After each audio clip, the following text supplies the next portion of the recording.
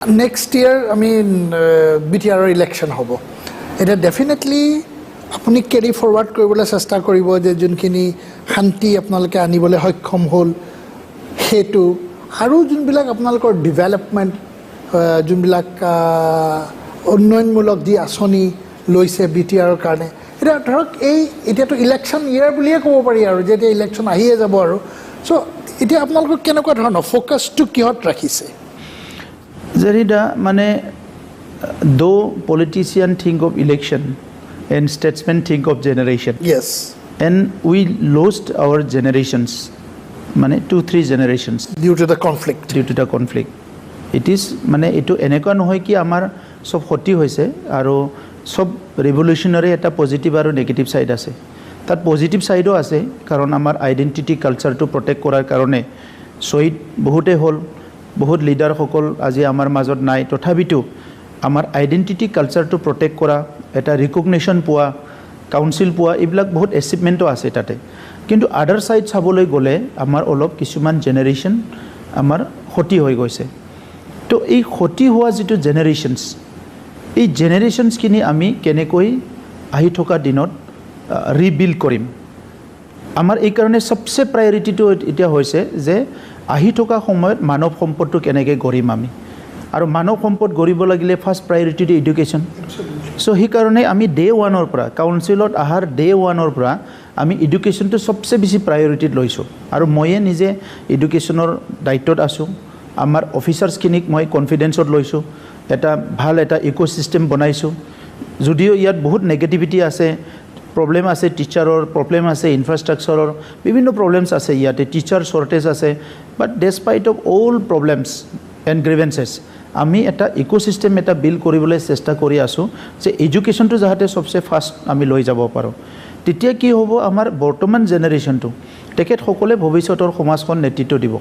গতিকে এই জেনাৰেশনটো টাৰ্গেট কৰি প্লে আমি এডুকেশ্যনত সবচে বেছি কাম কৰিছো আৰু ইয়াৰ ৰিজাল্টটো আমি পাবলৈ আৰম্ভ কৰিছো এডুকেশ্যন বুলি কোৱা লগে লগে মানে লেটস বি প্ৰিসাইজ মানে অলপ স্পেসিফিক যে আমি ডিমান্ডৰ গম পাই আছো দুটামান ফ্ল্যাগশিপ প্ৰগ্ৰাম এটা খুব সাকসেসফুল মডেল আপোনালোকে ইনিশিয়েট কৰিছে কিমান দিন হৈছে মই আপোনাৰ পৰা জানিবলৈ চেষ্টা কৰিম যে বডোফা UN Brahma Super 50 বুলি এটা স্কিম সেই বস্তুটোৰ মানে এক্স্যাক্টলি কি what is that Bodofa UN Brahma তেখেতে এটা ডাঙৰ মিশন আছিলে যে আমি পলিটিক্যাল ৰাইটৰ কাৰণে সোশিও ইকোনমিক ৰাইটৰ কাৰণে মুভমেন্ট কৰিছো আমাৰ আইডেন্টিটি আমাৰ ল্যাঙ্গুৱেজ কালচাৰ প্ৰটেকচনৰ কাৰণে আইডেন্টিটি আমি আন্দোলন কৰিছো ৰেভলিউশন বাট আমাৰ মেইন উদ্দেশ্যটো হৈছে যে বডো কমিউনিটিটো এটা উন্নত জাতি হিচাপে জনগোষ্ঠী হিচাপে প্ৰতিষ্ঠা কৰিব লাগে এনেকুৱাই আমি একদম সৰুৰে পৰাই লিডাৰ বিলাকৰ লেকচাৰত শুনি আছো আমাক ডক্টৰ লাগে ইঞ্জিনিয়াৰ লাগে প্ৰফেসৰ লাগে কিন্তু প্ৰ্যাকটিক্যালি কামটো কৰিব পৰা নাই দুটা কাৰণ এটা হল সংগ্ৰামটো শেষ হোৱা নাছিলে আনটো হল যি সকলে পলিটিক্সত থাকে আছিলে মোৰ আগত আগ্ৰামা মহিলাৰী ডাঙৰীয়া আছিলে বা টিম আছিলে তেখেত সকলৰ ফোকাসটো ইয়াত নাছিলে এটা আমি এই কাৰণে একদম প্ৰিসাইজলি ক'বলৈ গলে বডোফা সুপাৰ 52 এটো আমি মানৱ সম্পদ গঢ়াৰ কাৰণে বডোফাৰ মিশন আৰু ভিজনৰ লগত সংগতি ৰাখি যে ইয়াত আমি কি কৰিলো যে আমাক মানৱ সম্পদ লাগে তো কুইকলি আমাক কি লাগে ডক্টৰ লাগে এই কাৰণে আমি বডোফা সুপাৰ 50 50 জন লৰা ছোৱালী নট অনলি বডোৰ লগতে BTC এৰিয়াত বসবাস কৰা সব জনগোষ্ঠীৰ লৰা ছোৱালী এটা টেষ্ট পাতি প্লাই 50 জন লৰা ছোৱালী আমি সিলেক্ট কৰিলো আৰু ইহঁতক চৰকাৰৰ কষ্টত আমি গুৱাহাটীলৈ এলএনৰ লগত MOU সাইন কৰি তাতে পঢ়াবলৈ পঠালো যোৱা বছৰ ফাৰ্স্ট বেচ আছিলে আৰু ফাৰ্স্ট বেচৰ যেটো আমাৰ নিট ৰিজাল্ট ওলাল আউট অফ 50 48 জন পাস কৰিলে কাৰণ 48 জন would be doctors মানে ডক্টৰ কোনবা BDS পাবো কোনবা আইৰ পাবো মানে সবে পাই যাব আৰু this is excellent মাত্ৰ দুজন বেয়া হল আউট অফ 50 48 ক্লিয়াৰ কৰি দিলে প্ৰথম বেচত এক্সেপশনাল গটিকে এতিয়া মোক মানুহ বিলাকে কৈ থাকে ইফালে দক্ষিণত কোনবা এটাই কৰি আছে হিটো কথাই অসমত চলি থাকে বাকি বিলাক কথা কিয় নচলে সো এনিৱে মানে মই এই কাৰণে কলো যে ইটো কথাও আলোচনা হ'ব লাগে ভেৰি গুড অলপ যোনবিলাক ভাল কাম কৰিছে ইটো অলপ হাইলাইট কৰিব লাগে কাৰণ কোকৰাঝাৰ বুলি কলে it is only not negative not about violence আৰু নট অনলি ভায়োলেন্স ইয়াত আমি ইটো হল গুৱাহাটীত কৰিলো কোকৰাঝাৰ কি কৰিলো আপোনালোকে এখন এটা টেষ্ট পাতিছিলে BTR BTC আৰু টেষ্টটো ইমান ল'ৰা ছোৱালী আমাৰ ডক্টৰ হ'বলৈ মানে ইচ্ছা আছে 1000ৰ বেছি আহিছে টেষ্টত আমি 50 জনহে ল'ব পাৰিছোঁ তো আমি ফাৰ্ষ্ট ট্ৰাই এণ্ড টেষ্ট কৰিছোঁ গোটেই এক্সপেন্সেছটো চৰকাৰে লৈছে কাউন্সিলে লৈছে তেওঁলোকক গুৱাহাটীত পঢ়ালে 50টাৰ 48 ক্লিয়াৰ কৰিলে 40 ক্লিয়াৰ কৰিলে ফাৰ্ষ্ট বেচ আৰু কি আছে ইয়াৰ পিছত JEE ইঞ্জিনিয়াৰিং কিন্তু ইঞ্জিনিয়াৰিংটো আমি কোকৰাঝাৰতে ৰাখিলোঁ কোকৰাঝাৰৰ ল'ৰা ছোৱালীয়ে দেখক ইয়াতো এটা মাহল বনাওক আৰু ইয়াতো এটা পৰিৱেশ আনিব লাগে সেইকাৰণে যিবিলাক লাইব্ৰেৰীবিলাক আগৰ চৰকাৰৰ দিনত বনাইছিল কিন্তু ইউজ কৰা নাছিলে এই লাইব্ৰেৰীৰ কিতাপ পত্ৰ সব আছে গোটেই বহুত জায়গাত মকৰা জালটাল বান্ধি আছে সো মই যাই দেখিলোঁ যে গোটেই লাইব্ৰেৰীবিলাক চাফা কৰি পেলাই এতিয়া কোকৰাঝাৰ লাইব্ৰেৰীখনকে আমি কোচিং চেণ্টাৰ কৰি দিলোঁ JEE আমাৰ সেইটো ফাৰ্ষ্ট বেচ গ'ল ফাৰ্ষ্ট বেচত আউট অফ 50 আমাৰ 34 পালে 34 ক্লিয়াৰ কৰিলে JEE ক্লিয়াৰ কৰিলে ভেৰি গুড এইটো মানে IIT Mumbai IIT Madras IIT Delhi বিলাকত এডমিশ্যন পাইছে This is brilliant. Second batchত কি হল আপোনাৰ আউট অফ 50 44 জনে ক্লিয়াৰ কৰিলে মানে ইঞ্জিনিয়াৰিংটো আমি এটা বছৰ আগত কৰিছিলোঁ গতিকে আমাৰ সেকেন্ড বেচও ওলাই গ'ল এইবাৰ থাৰ্ড বেচ আহি আছে হেটো ভাল ৰিজাল্ট একদম ভাল ৰিজাল্ট হ'ব 50 44 আউট অফ 50 44 মানে 88% মানে স্ট্ৰাইক ৰেট আপোনাৰ মানে খুব very very positive very positive আমি বহুত আনন্দিত কাৰণ যেটো ইনভেস্ট কৰিছো আমি এটো পাই গলো আৰু তাত মই লৰা ছোৱালী সকলৰ লগত ইন্টাৰেক্ট কৰিছো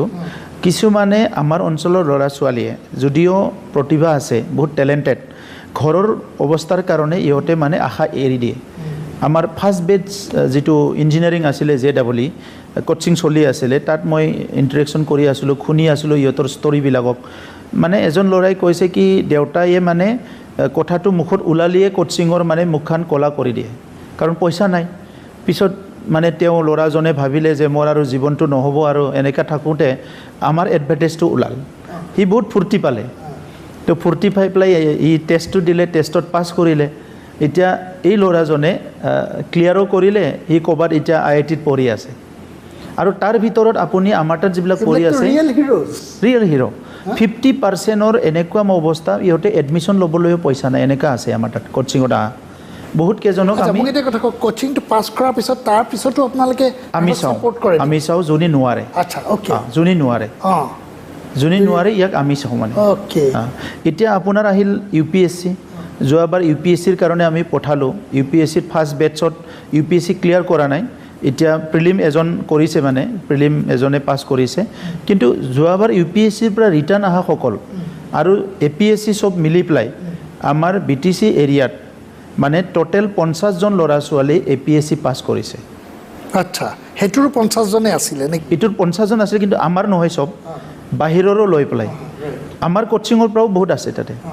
মানে ফাৰ্ষ্ট বেচৰ 28 জনে মেইনছ ক্লিয়াৰ কৰিছিলে আচ্ছা APSC ওকে তাৰ পিছত ইয়াত ভাইভাত ৰৈ গ'ল বহুতে কিন্তু এইবাৰ ইহতে কৰিব কিন্তু মই আপোনাক এটা সিচুৱেচন এটা দিব বিচাৰিছো 2022 চনত BTCৰ তিটা 4টা ডিস্ট্ৰিক্ট আছিল 4টা ডিস্ট্ৰিক্টৰ পৰা 25 জন লৰা ছোৱালী APSC পাস কৰিছিল 2022 চনত ইয়াৰ আগত আপুনি যদি 20 বা 19 এই সময়ত চাই তিটা সিঙ্গল ডিজিট আছিল BTC এৰিৰ পৰা পাসটো সিঙ্গল ডিজিট 7 জন 6 জন 8 জন 9 জন 2022ত মানে একেবাৰতে 25 জন আহিল মই প্ৰত্যেকজনকে মাল্টিপ্লাই ফেলিচিটেশন দিছো 2023ত সাংঘাতিক মানে এই জুৱা ৰিজাল্টত 50 জন লৰা ছোৱালী BTCৰ পৰা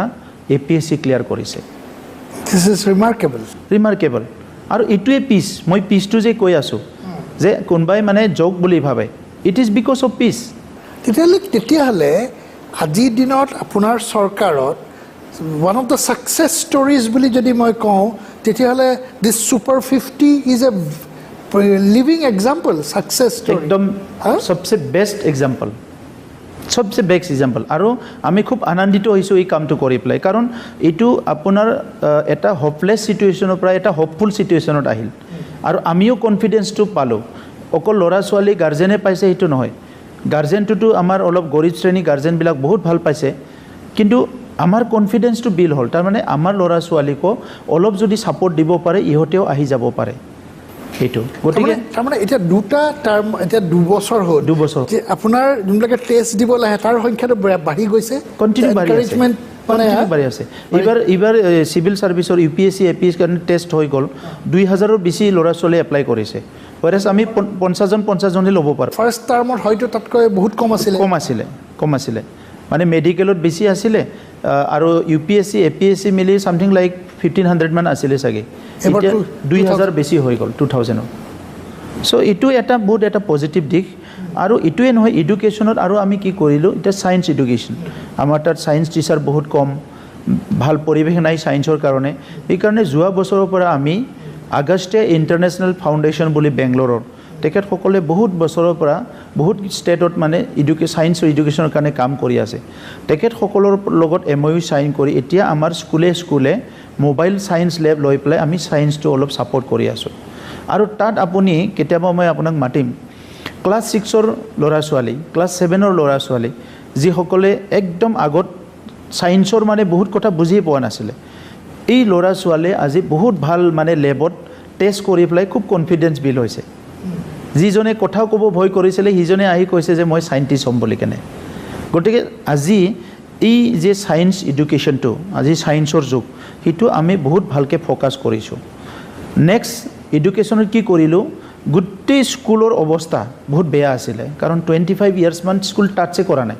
ৰিনোভেশ্যন কৰা নাই বৰষুণ পৰে ডেস্ক বেঞ্চ নাই কিবা নাই এই বছৰত আমি 58,000 ডেস্ক বেঞ্চ স্কুলত দিয়া আৰম্ভ কৰিছোঁ ইনফ্ৰাষ্ট্ৰাকচাৰ বিল্ড কৰিছে লগতে আমি প্ৰায় 1200 স্কুল ৰিনোভেশ্যন কৰিলোঁ যিবিলাক বৰষুণ পৰি আছিলে আৰু 2024টো আমাৰ টাৰ্গেট 2024 ডিসেম্বৰৰ ভিতৰত বডোলেণ্ডত এখনো স্কুল আমি বৰষুণ পৰা স্কুল থাকিবলৈ নিদিওঁ সব ৰিনোভেশ্যন কৰিম 100% দিস ইজ ইনফ্ৰাষ্ট্ৰাকচাৰ আৰু দুটা স্পেচিয়েল প্ৰগ্ৰাম কৰিছোঁ আমি আমাৰ অসমত মানে আমাৰ এইটো হৈ আছে কি গুণোৎসৱ আমাৰ গুণোৎসৱৰ ৰেটটো আমি আহাৰ লগে লগে চৰকাৰ আহাৰ লগে লগে বহুত তলত আছিলে কিন্তু নেক্সট ইয়াৰৰ পৰা বহুত বাঢ়ি গ'ল আমাৰ